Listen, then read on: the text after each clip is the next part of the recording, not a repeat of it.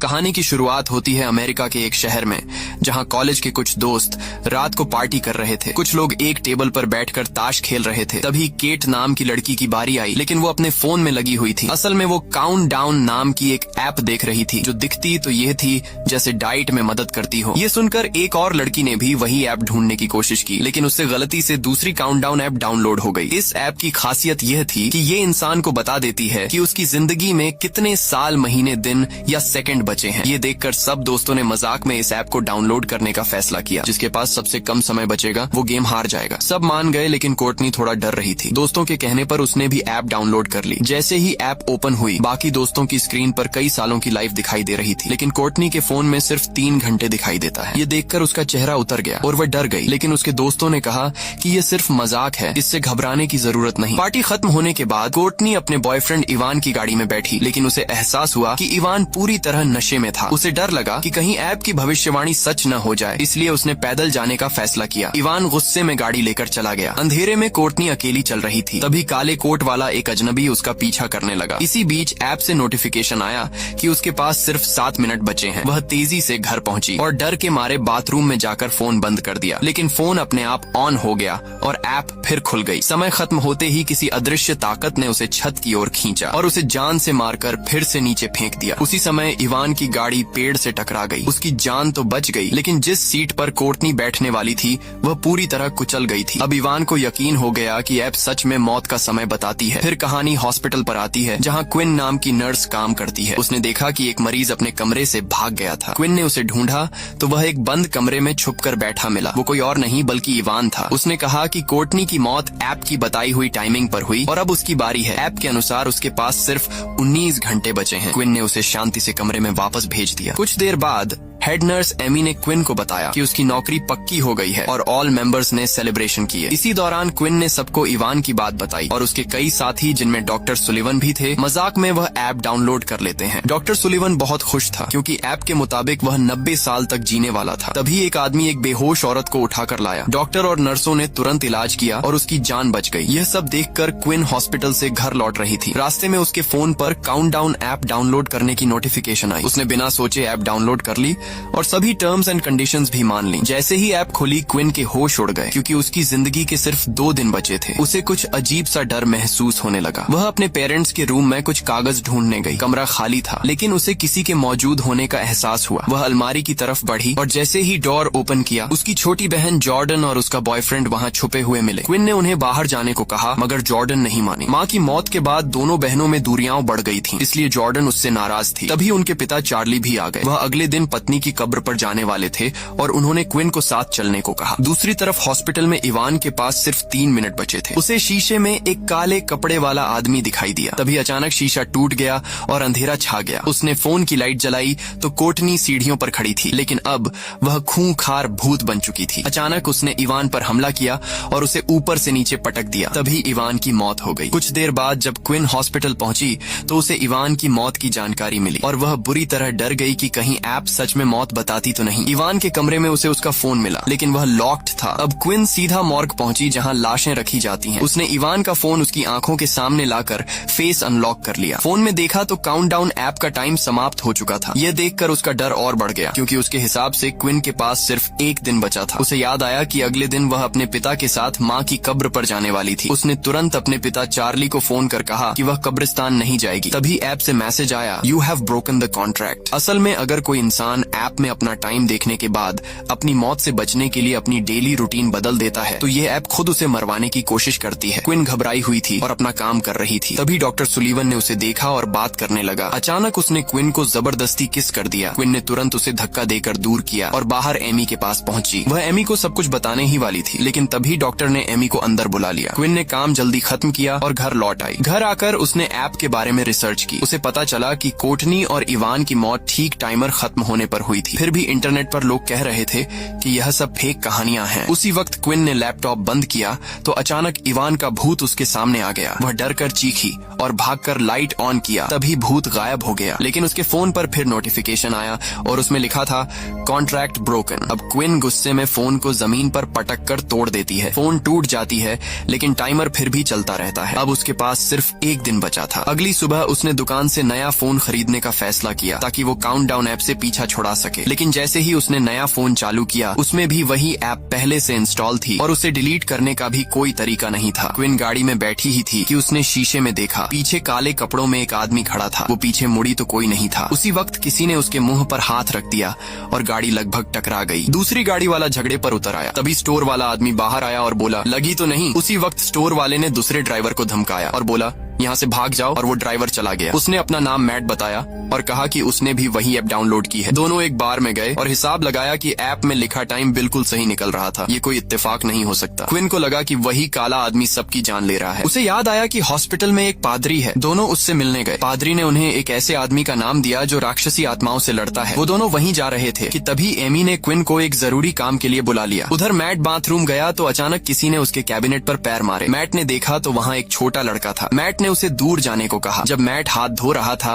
उसे उसी लड़के के रोने की आवाज सुनाई दी। वो एक कैबिनेट से दूसरे कैबिनेट में जाता हुआ दिखा और फिर अचानक गायब हो गया। तभी लाइट चली गई और एक दरवाजा खुला। मैट ने जब पीछे मुड़ा उसे फिर से वही लड़का दिखाई देता है। अचानक वही लड़का मैट पर टूट पड़ा। मैट ने किसी तरह बचाव किया लेकिन वह लड़का दोबारा गायब हो गया। इधर एमी क्विन को हॉस्पिटल के मीटिंग रूम में ले गई। वहाँ डॉक्टर सुलीवन ने इल्जाम लगाया कि क्विन ने उसका गलत फायदा उठाने की कोशिश की। ये सुनकर क्विन भड़क उठी क्योंकि असल में जबरदस्ती सुलीवन ने की थी, लेकिन कोई उस पर विश्वास नहीं किया और क्विन गुस्से में बाहर चली गई। इसके बाद क्विन और मैट जॉन नाम के एक प्रीस्ट से मिलने पहुंचे। जॉन ने ध्यान लगाया और बताया कि सबके पीछे ओजान नाम के एक मॉन्स्टर का हाथ है। जॉन ने इसकी कहानी सुनाई। एक बार एक राजकुमार को उसकी मौत का समय बता दिया गया था। ये सुनकर उसने मौत को धोखा देने की कोशिश की। उसी धोखे से ओजान राक्षस जाग उठा और आखिरकार उसने राजकुमार की जान ले ली। जॉन ने कहा कि यह काउंटडाउन ऐप उसी ओजान का नया रूप हो सकती है। अब इस ऐप को हैक करना ही एकमात्र रास्ता था। उसी वक्त क्विन को मोबाइल स्टोर के मालिक डेरिक की याद आई। वह मैट के साथ उसके पास गई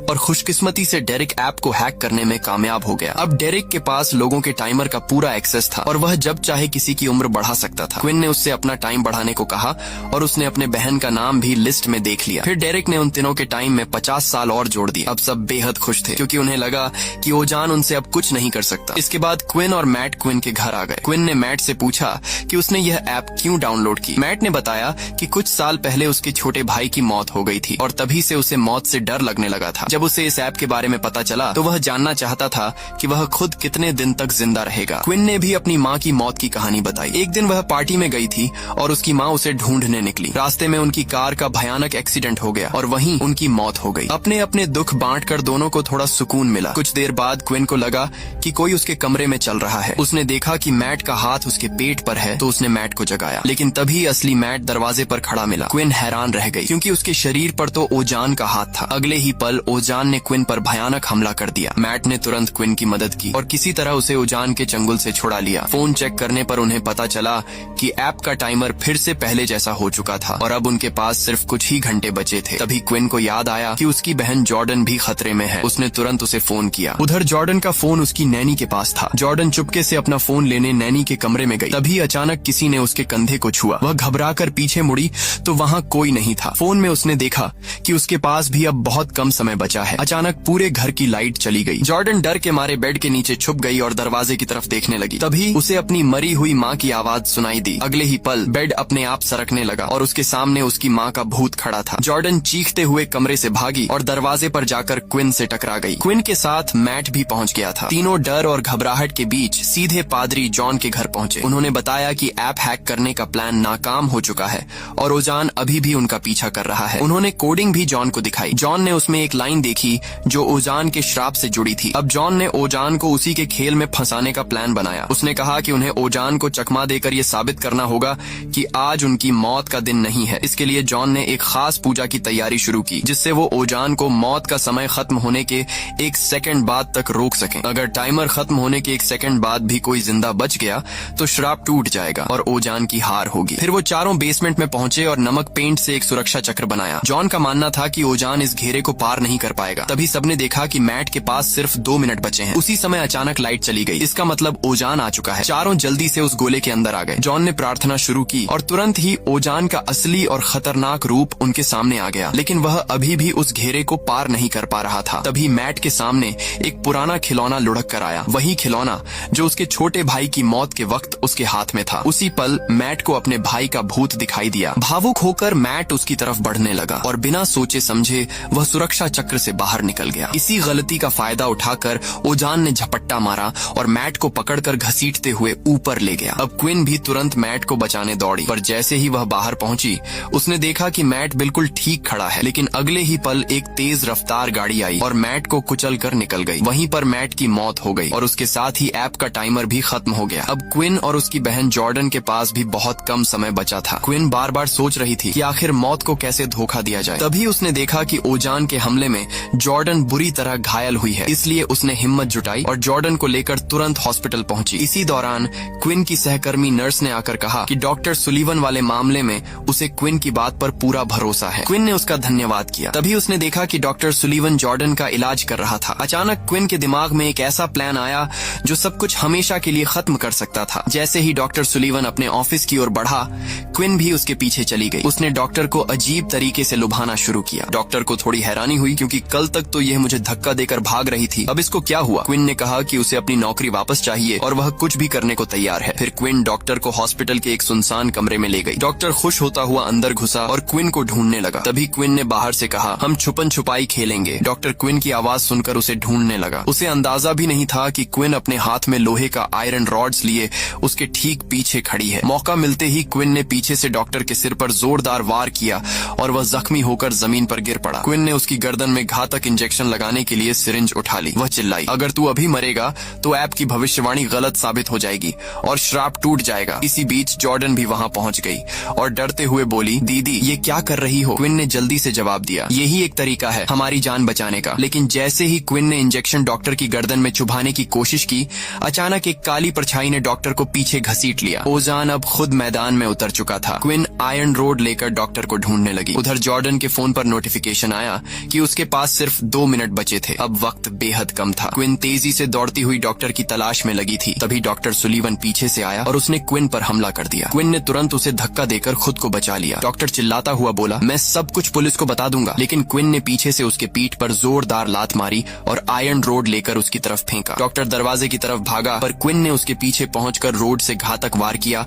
और वह वहीं गिर पड़ा। फिर उसने इंजेक्शन निकाला, लेकिन जैसे ही वह इसे डॉक्टर को लगाने वाली थी, अचानक ओजान ने अपनी शक्ति से उसे जोर से पीछे फेंक दिया। डॉक्टर सुलीवन इस मौके का फायदा उठाकर वहां से भाग निकला। अब क्विन पूरी तरह टूट चुकी थी, लेकिन अपनी सिस्टर को मरते हुए देखने का ख्याल उसके लिए असहनीय था, इसलिए उसने दवाइयों के डिब्बे से एक साथ कई इंजेक्शन उठा लिए। उधर जॉर्डन हॉस्पिटल से भागते भागते मॉर्ग में पहुंच गई। उसके पास सिर्फ लगभग 1 मिनट बचा था। वह जोर जोर से रोने लगी। तभी अचानक ओजान ने उसे पकड़कर जबरदस्ती खिड़की पर पटक दिया। जॉर्डन भागने की कोशिश कर रही थी, पर ओजान उसकी जान लेने पर तुला था। जैसे ही उसका आखिरी सेकंड करीब आया, अचानक क्विन तेजी से वहां पहुंची। हाथ में इंजेक्शन लिए अपनी सिस्टर को बचाने के लिए किसी भी हद तक तैयार थी। तभी ओजान ने उसे रोकने के लिए इस बार उसकी माँ का रूप धारण कर लिया। अपनी माँ को सामने देखकर क्विन की आंखें भर आईं। वह पल भर को रुक गई, पर अगले ही पल उसे समझ आ गया कि यह सब झूठ है। क्विन ने वही इंजेक्शन खुद को लगा लिया और एकदम बेहोश होकर नीचे गिर गई। ओजान ने तुरंत उसे हवा में उठाया ताकि वह उसकी मौत को रोक सके, लेकिन अब बहुत देर हो चुकी थी और टाइम भी खत्म हो चुका था और श्राप भी टूट चुका था। एक झटके में ओजान पूरी तरह राख बनकर